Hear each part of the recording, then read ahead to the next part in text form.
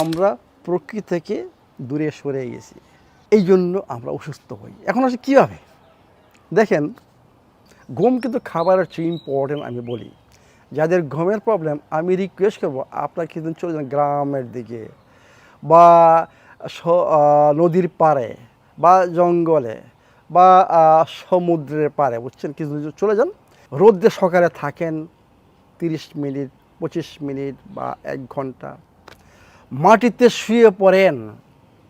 এবং সবচেয়ে বেস্ট হবে যারা ঘাসের উপর, বুঝছেন, রাত্রে ঘুমাইতে পারেন।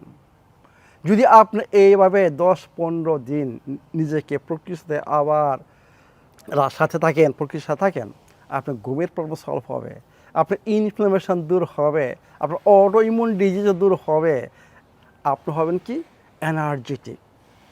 এনার্জি মনে রাখবেন আমাদের দেহ তৈরি করে সূর্যের মাধ্যমে এবং প্রকৃতির খাবারের মাধ্যমে। এর মানে কি, আমরা যদি প্রকৃতির খাবারটা খাই, আমরা যে সূর্যের আলোটা পাই, আমাদের ফ্রেশ বাতাস আমাদের ব্যবস্থা থাকে, আমাদের ভালো পানির ব্যবস্থা থাকে, এবং আমরা যে খালি পায়ে হাঁটি ডেইলি 30 থেকে 1 ঘন্টা খালি পায়ে হাঁটি, মানে কানেকশন উইথ আর্থিং বলা হয় এটাকে।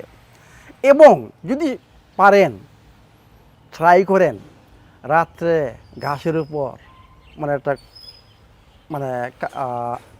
কম্বল বাই দিয়ে ঘাসের উপর ট্রাই করেন 2-3 ঘন্টা বা পুরো রাত্রটাই ঘুমানোর চেষ্টা করেন। দেখুন যে আপনি কি ফিল করেন, আপনার ডিজিজ কোথায় অনেকে চলে গেছে। কোনো কিছু দরকার নাই, বিশ্বাস করুন।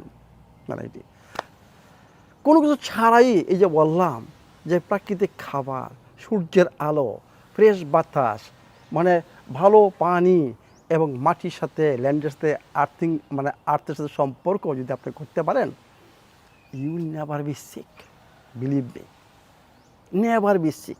কতদিন বাঁচবো তা আল্লাহ পাকে জানেন।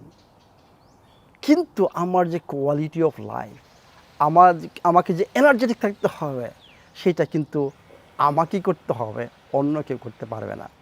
তো আসুন আবার ব্যাক করে প্রকৃতির দিকে, আবার প্রকৃতির সাথে ভালোবাসা একটা সম্পর্ক তৈরি করি আমরা। তাহলেই আমরা সুখী হব, তাহলেই আমরা আমাদের লাইফকে এনজয় করতে পারবো। ভালো থাকুন, সুস্থ থাকুন।